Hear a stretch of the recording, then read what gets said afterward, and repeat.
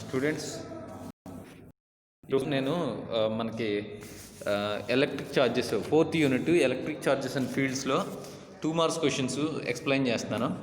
ఓకేనా? సో ఇందులోను 2 మార్క్స్ చూడండి. ఫస్ట్ క్వశ్చన్ చూడండి. What is meant by the statement charge is quantized. ఇది 2 మార్క్స్ క్వశ్చన్ అన్నమాట. ఓకేనా? సో ఇందులో వెరీ షార్ట్ ఆన్సర్ క్వశ్చన్స్లో 2 మార్క్స్ క్వశ్చన్స్ చూడండి. ఏంటిది ఇది? ద ఫ్యాక్ట్ దట్ క్వశ్చన్ ఏంటి, what is meant by statement charge is quantized అంటే దీని అర్థం ఏంటిది?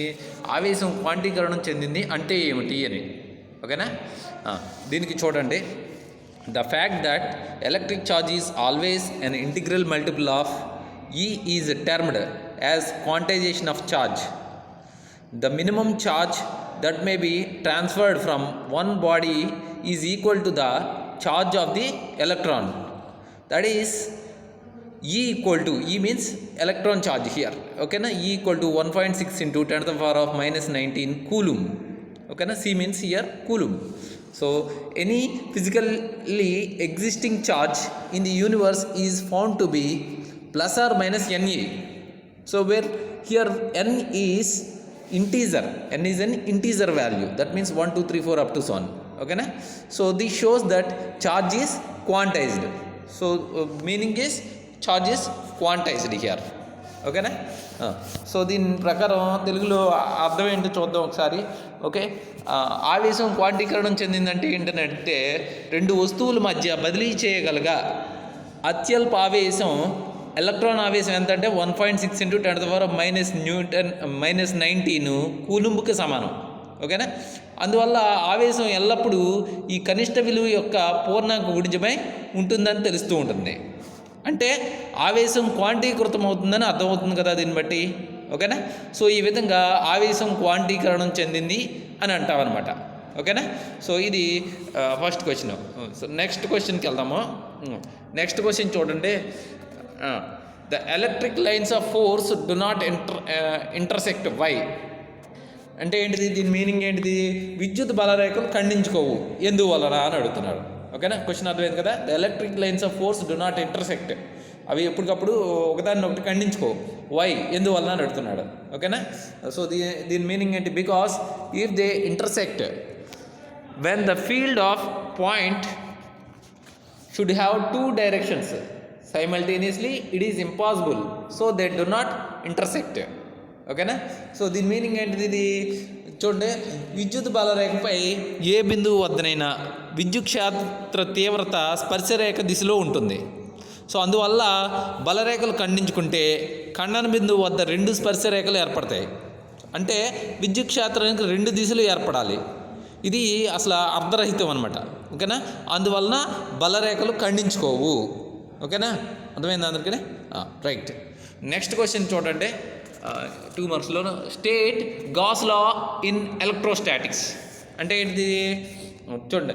ఎలక్ట్రోస్టాటిక్స్లో అంటే స్థిర విద్యుత్ శాస్త్రంలో గాస్ నియమాన్ని నిర్వచించండి. అలాగే దాని ఫార్ములాను కూడా రాయమని ఫార్ములా కూడా రాయండి. ఓకేనా?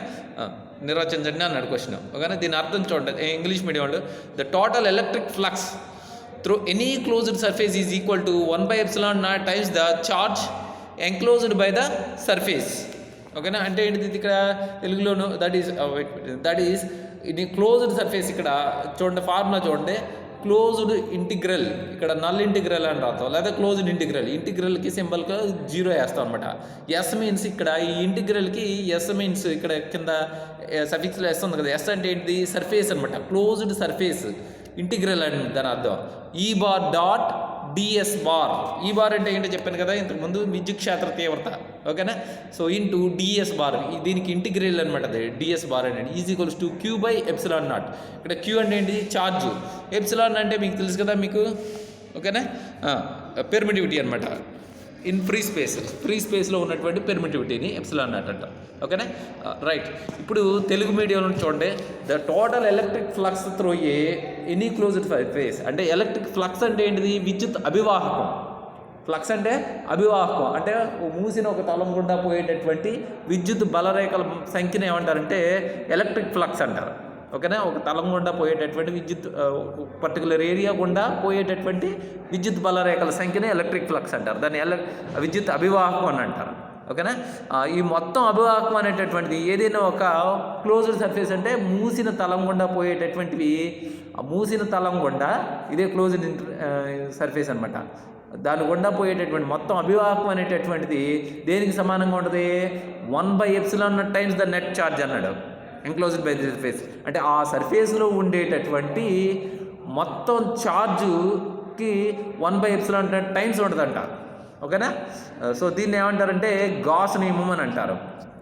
దీనికి మ్యాథమెటికల్ ఫామ్లో కూడా రాసుకుంటే క్లోజ్డ్ సర్ఫేస్ ఇంటిగ్రల్, ఇక్కడ క్లోజ్డ్ సర్ఫేస్ నల్ ఇంటిగ్రల్గా రాసుకున్నాం. ఓకేనా, కింద ఎస్ అనమాట, సర్ఫేస్ గుండా పోయేటటువంటి మొత్తం total electric flux E bar dot DS bar అని రాసుకోవచ్చు. ఈజ్ ఈక్వల్స్ టు ఏమవుతుంది? Is equal to the 1/ε times, అంటే ఇక్కడ Q/ε రాసాం, అంటే Q/ε ఎలా రాసుకోవచ్చు? బై ది ఛార్జ్, అంటే 1/ε ఇంటూ ఛార్జ్ Q అని రాయాలి అక్కడ. ఓకేనా, విద్యుత్ అభివాహకం అంటే క్లోజ్డ్ సర్ఫేస్ ఆఫ్ విద్యుత్ అభివాహకం అని అంటే మూసిన సంవృత తలంలో మూసినటువంటి విద్యుత్ అభివాహకం అంటే ఏమవుతుంది? క్లోజ్డ్ సర్ఫేస్ ఇంటూ ఈ బార్ డాట్ డిఎస్ బార్. దీన్ని ఏమంటారు? మూసిన తలం గుండా పోయేటటువంటి విద్యుత్ అభివాహకము ఈజ్ ఈక్వల్స్ టు 1/ε ఛార్జ్, అంటే ఛార్జ్ అంటే Q ఇంటూ 1/ε అంటే ఏమవుతుంది? Q/ε అంటే కదా. సో కాబట్టి దీనికి సమానం అవుతుందో చెప్తున్నారు. దాన్ని మ్యాథమెటికల్గా ఇలా రాసుకున్నాం. ఓకేనా, అర్థమైందా? సరే, thanks for watching this video. Thank you.